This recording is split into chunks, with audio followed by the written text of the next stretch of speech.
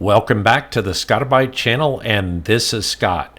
So the title of today's presentation is It's Always DNS in Containers. And in the past, I've done a number of presentations related to DNS. One is entitled Pi-hole in Incus, another is Mirrored Pi-holes, another is Nginx Proxy Manager in local DNS. Then we have Windows DHCP and local DNS, high availability Pi-hole and local DNS, and add a new Pi-hole in the home lab. And all of these address the use of DNS. And I've been using Pi-hole for my local DNS because it's very simple and very powerful. So here's a t-shirt that's for sale out on Amazon. I found it kind of interesting, saying it's always DNS. And if you really don't understand that, probably by the end of this presentation, I'm sure that you will. I found another one here that says DNS is at the root of all problems. And I think that if you don't understand these, then part of the reason is you probably haven't been working with IT for long enough. And finally, my favorite here is it's not DNS. There's no way it's DNS. And finally, yeah, I guess it really was DNS.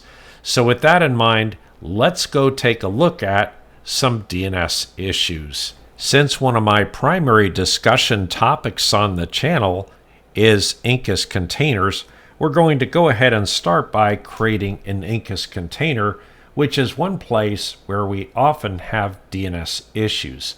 So I'm doing an incus launch, images : Ubuntu 2404, and I'm giving the name of the container to be test, using the default profile and also the bridge profile from my tutorial entitled Incus Containers Step by Step, which presents a container with an address on my main LAN, and then finally boot.autostart equals to true, which means that whenever the system boots, this container starts. To start with, we want to go ahead and move inside the container with the command incus shell test. The very first thing we want to do when we enter a new container is to go ahead and take all of the updates to the repositories and also upgrade any utilities inside the container and operating system components. apt update updates the repositories. Whenever you have an ampersand, it means if the first command here is successful, then go ahead and proceed with the second command.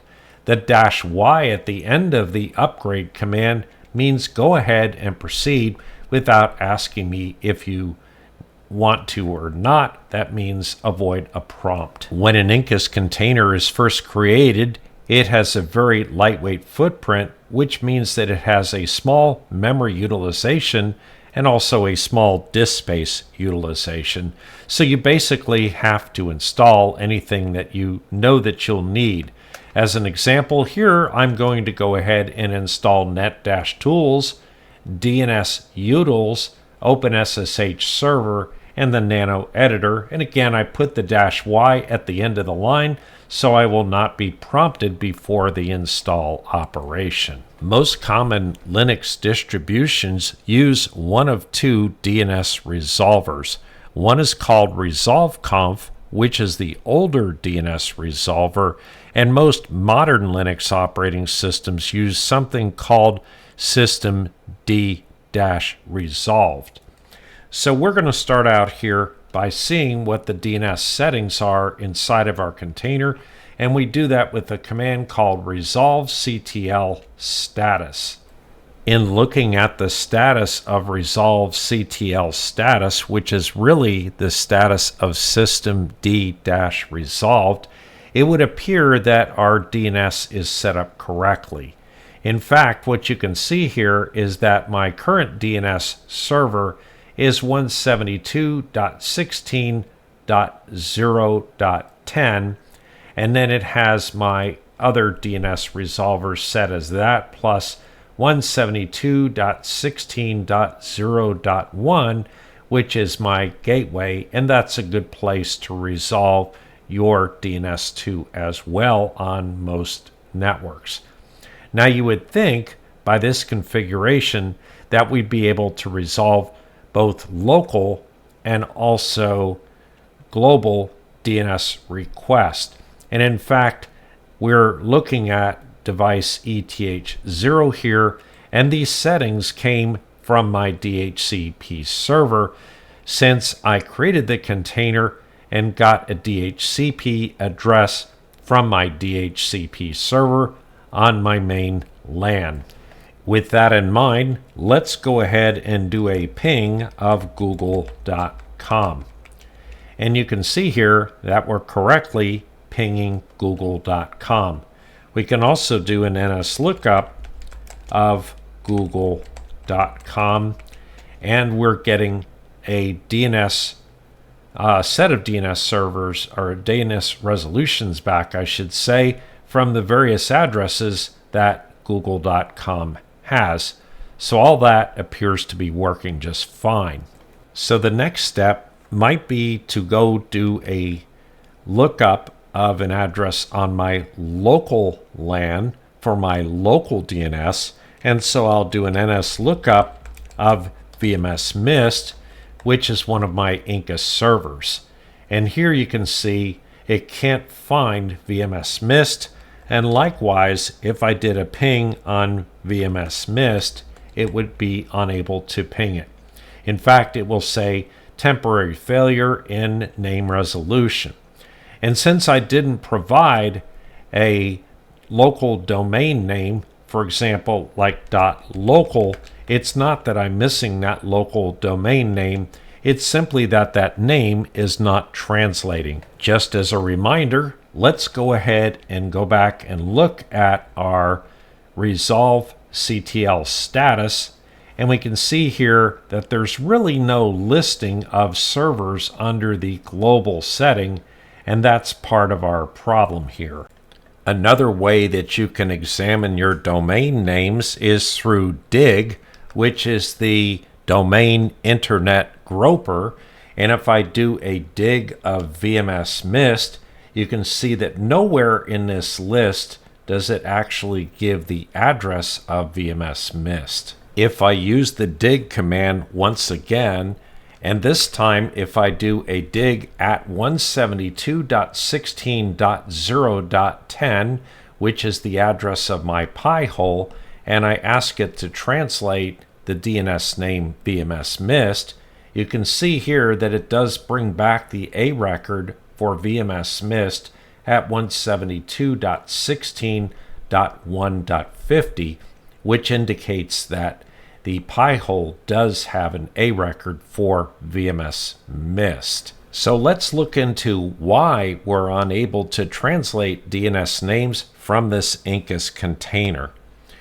As a reminder, if I do a resolv.CTL status, you'll notice that in the global section, it indicates that the resolv.conf mode is stub mode. If we list out the resolv.conf file here, you'll notice that it is pointing to the stub-resolv.conf file, and that's how systemd-resolved is currently configured.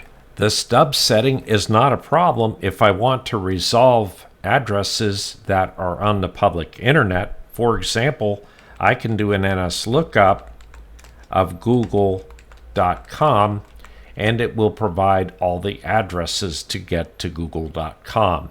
Unfortunately, as we noticed earlier, if I do an NS lookup of VMS Mist, VMS Mist says that it can't resolve that address. To fix this problem, we're going to change the symbolic link for resolv.conf from pointing to the stub file to simply pointing to the resolv.conf file. And we do that with this symbolic link command. Now if we go back and list out the resolv.conf file, it's simply pointing to resolv.conf rather than stub-resolv.conf. At this point, if I cat out my copy of my resolv.conf file, you'll notice that it's pointing to the name server 172.16 172.0.10, which is the pi hole, and secondarily, it's pointing to the gateway address of my router, which is 172.16.0.1. So now I can do a dig of VMS missed, and it will correctly list the VMS missed A record as 172.16.1.50.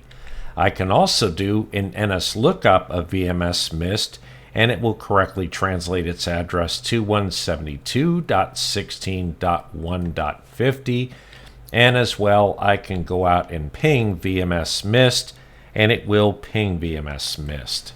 This is all possible because when we cat out resolv.conf, we have the two name servers listed here.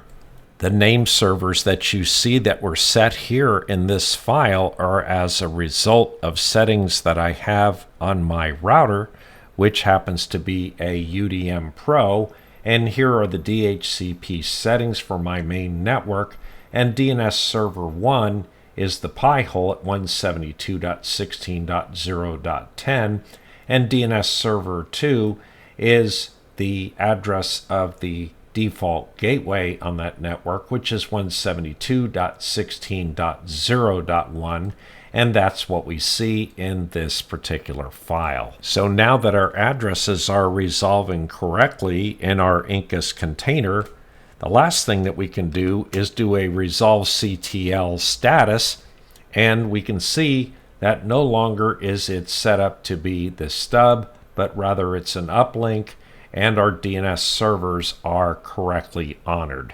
Often having DNS translation operate properly is key to a smoothly running system, and in this tutorial I showed you a simple way to have DNS translation work properly from inside of an incus container, which should work on your other Linux systems as well.